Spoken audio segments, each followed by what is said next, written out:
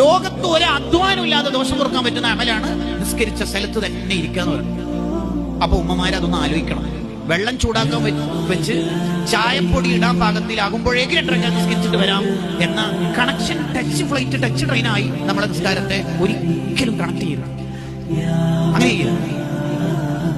വേറെന്തെങ്കിലും ചെയ്യുന്നതിന്റെ ഇടയിൽ പോയി നിസ്കരിക്കുക, നിസ്കാരം കഴിഞ്ഞ ഉടനെ അത് ചെയ്യാം എന്ന് വിചാരിച്ചാൽ നമുക്ക് ആ ഇരുത്തത്തിന് അത്ര ഊക്കിട്ടൂല. വേഗം എണീക്കാൻ ഇങ്ങനെ വസ്വാസ് വന്നുകൊണ്ടിരിക്കും. ഫർളാണെങ്കിലും സുന്നത്താണെങ്കിലും നിസ്കരിച്ച സ്ഥലത്ത് തന്നെ കുറച്ച് അധിക സമയം ഇരിക്കാൻ നമ്മൾ ശ്രദ്ധിക്കണം. എങ്കിൽ നമ്മുടെ ദോഷങ്ങളൊക്കെ പുറത്തു കിട്ടും. നമ്മളിപ്പോ ഇനി അടുത്തൊരു നിസ്കാരം നിർവഹിക്കാനുള്ളത് സുബിഹായിരിക്കും. ഉദാഹരണം പറയുന്നത്, നിങ്ങൾ നാളെ രാവിലെ സുബഹിസ്കാരം കഴിഞ്ഞിട്ട് ഇന്നത്തെ വായിൽ ഇങ്ങനെ ചെവിയിൽ അടിക്കും. നിസ്കരിച്ച സ്ഥലത്ത് തന്നെ ഇരുന്നാൽ മലക്കുകളുടെ ദുആ ഉണ്ടാകും. ആ ചെവിയിൽ അടിച്ചിട്ട് ആ സൗണ്ട് ഇങ്ങനെ ചെവിയിൽ അലയൊലി ഉണ്ടാക്കുമ്പോ നമ്മൾ അവിടെ ഇരുന്ന് നോക്കിയേ, ഇബലീസ് വിടൂല. ചൊല്ലിക്കോ, ഇവിടെ ഇരുന്നിട്ട് തന്നെ ആവണമെന്നുണ്ടോ?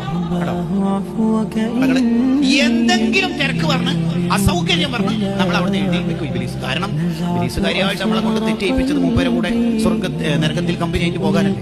ഈ ദോഷം പുറത്താൽ മൂപ്പര് കുടുങ്ങിയല്ലോ, ഒറ്റ കൊണ്ടി വരും. നിസ്കരിച്ച സ്ഥലത്ത് തന്നെ ഇരിക്കണം. മലക്കുകളെ ദുആ ലഭിക്കാൻ അതൊരു കാരണം.